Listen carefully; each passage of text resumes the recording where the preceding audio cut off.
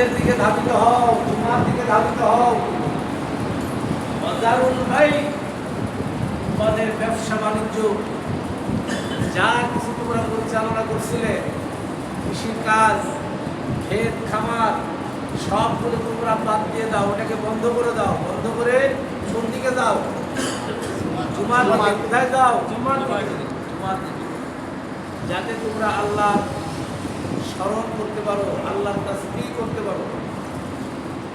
এখন কোরআনের এই আয়াত বাংলার মুসলমান কতজন মানে? আপনাদের এলাকা নিয়ে চিন্তা করবেন। আজান হয়েছে 12:30টায়, এখন বাজে কয়টা? 1:05।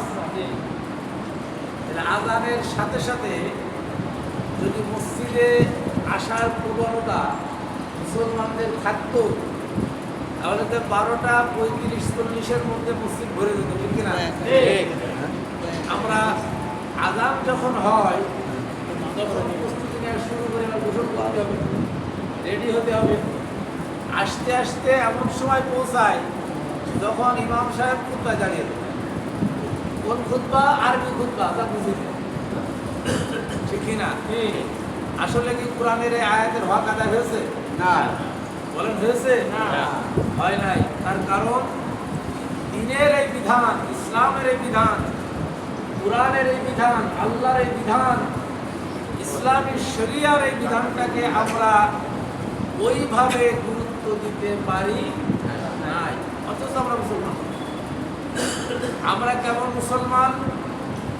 কুরআনুল কারীমে আমি যে আয়াতটি তেলাওয়াত করেছি, সূরা আল আরাফের 51 নম্বর আয়াত, আল্লাযীনা ইত্তাখাযু দীনাহুম লাহওয়া ওয়া লাইবান ওয়া গররাতহুমুল হায়াতুদ দুনিয়া ফালইয়াওমা নানসাহুম কামা নাসু লিকাআ ইয়াওমিহিম হাযা ওয়া মা কানু বিআয়াতিনা ইয়াজহাদুন।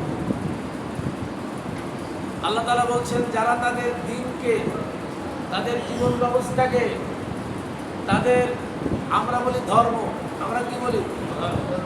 ধর্ম দিয়ে দ্বীনের ব্যাখ্যা হয় না। দ্বীন অর্থ জীবন ব্যবস্থা, মানুষের জীবন চলার পথ। মুসলমানদের জীবন চলার পথ আলাদা আছে নাকি হিন্দু মুসলিম সব এক? না, মুসলমানদের আলাদা পথ। আলাদা আছে? সেই জীবন বিধান, তার নাম কি? ইসলাম, আল কোরআন।